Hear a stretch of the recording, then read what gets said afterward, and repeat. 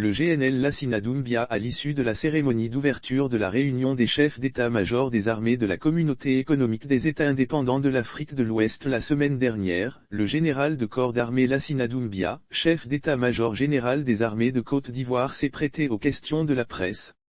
La question de la présence des terroristes dans le nord-est et surtout l'information faisant état du parc de la Comoé qui leur servirait de base.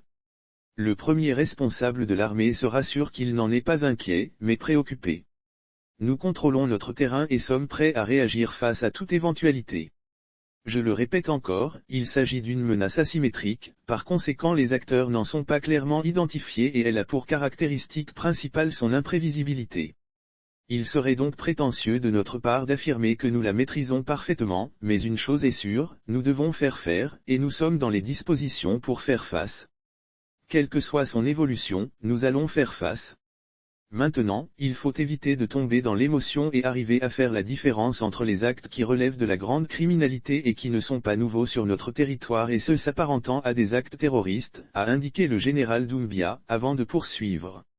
D'abord, je voudrais préciser que chaque armée entraîne ses forces selon les aspects géographiques de son territoire. Il serait donc incompréhensible d'affirmer que les armées de Côte d'Ivoire éprouvent des difficultés à manœuvrer en zone forestière. Même si, c'est un fait, la manœuvre y est plus complexe. Nous agissons donc tous les jours, pour que le parc de la Comoé ne soit pas sanctuarisé par les groupes armés terroristes et garder notre liberté de manœuvre. Je n'en suis pas inquiet, mais préoccupé.